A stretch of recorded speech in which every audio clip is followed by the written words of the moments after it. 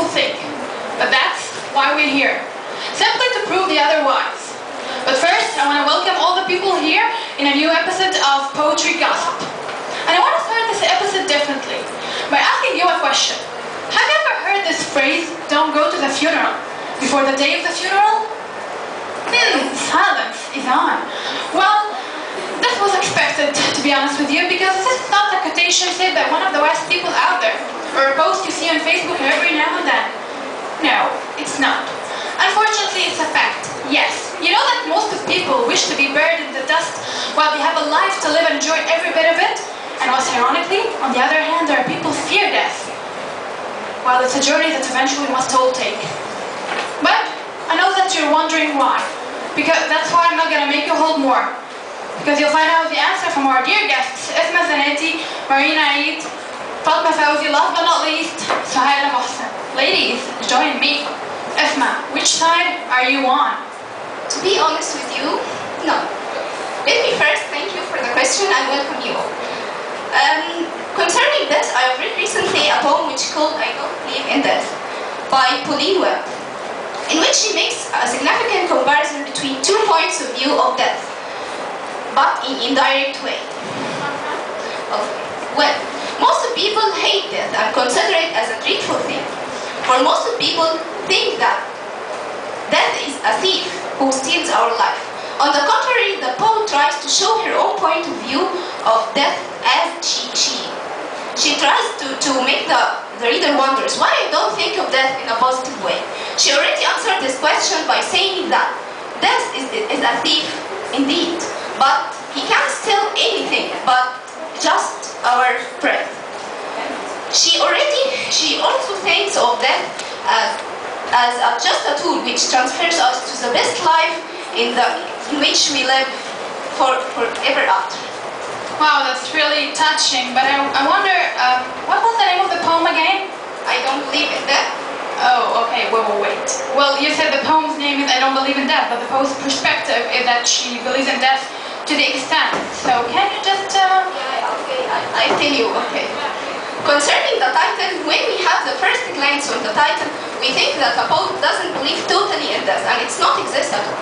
But when we go deep in the poem, we realize that the poet believes in death to the extent that she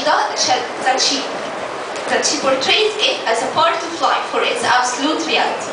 She also doesn't think of this as in the way most of people do, for most of people think that life sees this at that point. Thank you very much, and that was deep, to be honest with you, but let's move to another perspective. Fatma, hit us. Well, I wrote a poem for Emily Dickinson. Emily Dickinson is an American Victorian poet. She was born in Everett, Massachusetts in 10 December 1830 and died in 15 May 1887. She wrote about 1,800 poems during her lifetime. Her poems always deal with themes of death and immortality.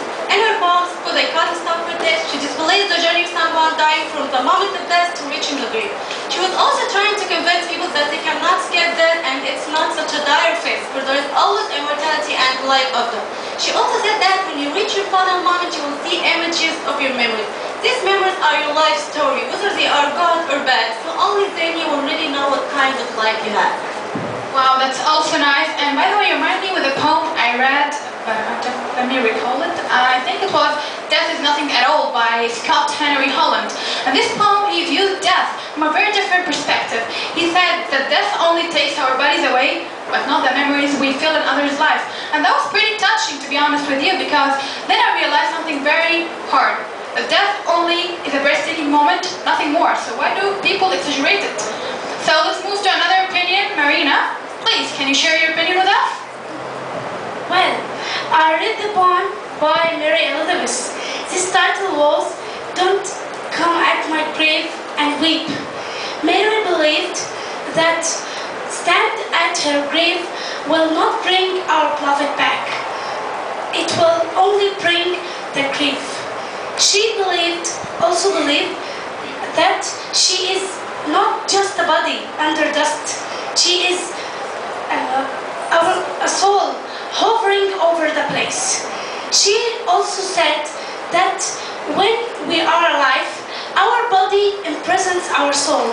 But when this comes It freezes our soul. Thank you, and I was pretty touched.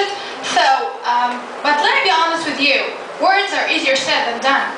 So what if you experience death yourself? What if a beloved person died? What if one of your close people died? What would you do then? Are you gonna still talking?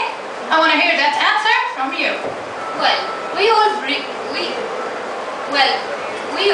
in this. We all know that you are going to die. All the people we love are going to die. But what if that day comes? What if your biggest fear comes true? What if your father died? In Morgan Morris's poem, The Day My Father Died, he shows how miserable he was on that day.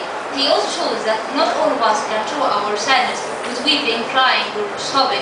Some of us just show our sadness like him, chopped in the corner, don't want to believe that the person who raised us up, the person who we always leave on our life is harder, the person that...